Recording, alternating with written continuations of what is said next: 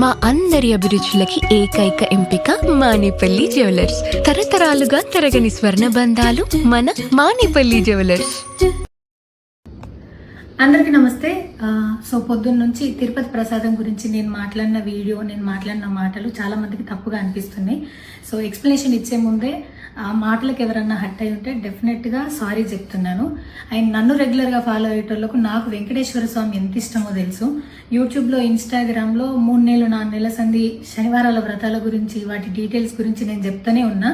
అవేవి దేని గురించి ఎవరు మాట్లాడుకోలేరు. అన్ఫార్చునేట్లీ దీని గురించి మాట్లాడిండ్రు. ఏదైనా సరే తప్పు జరిగింది నా సైడ్ నుంచి. నా మాటలు తప్పుగా ఉన్నాయి తప్పితే నా ఇంటెన్షన్ అది కాదు. మేము రిచ్ అని అన్నది 10,000 L1 క్యూ లైన్లో నిలబడ్డప్పుడు, పొద్దున ప్రసాదం తీసుకునేటప్పుడు కాస్ట్లీ లైన్లో నిలబడ్డమని ఆ ఉద్దేశంతో అన్నాను.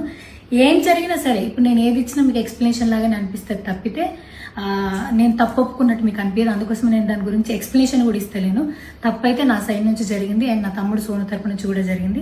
తను అవైలబుల్లో లేడు. తన తరపున, నా తరపున అందరికీ సారీ చెప్తున్నా.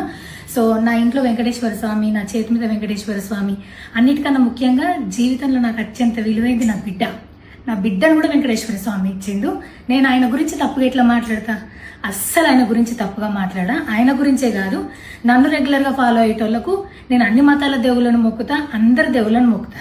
అందులో వెంకటేశ్వర స్వామి నా జీవితాన్ని మార్చిండు. ఈ రోజు నేను అనుభవించే ఏది కూడా ఆయన దయలేకపోతే కాదు. అట్లాంటిది ఆయన గురించి నేను ఎందుకు మాట్లాడతా? అయినా సరే తెలుసో తెలకో పొరపాటు మాటలైతే నా నోటి నుంచి, మా తమ్ముడు నోటి నుంచి వచ్చినాయి. దానికి డెఫినెట్గా సారీ అడుగుతున్నా.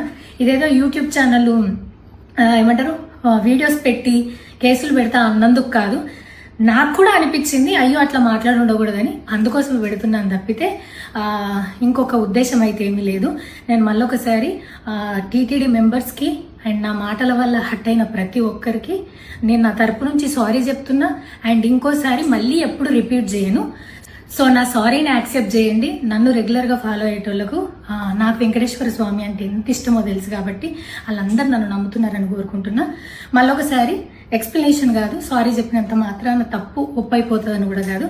బట్ నేను చేయగలిగింది ఇది ఒక్కటే కాబట్టి మళ్ళొకసారి అందరికీ సారీ. అండ్ డెఫినెట్గా ఐ ప్రామిస్ ఇంకోసారి ఇది రిపీట్ అవ్వదు. Thank you.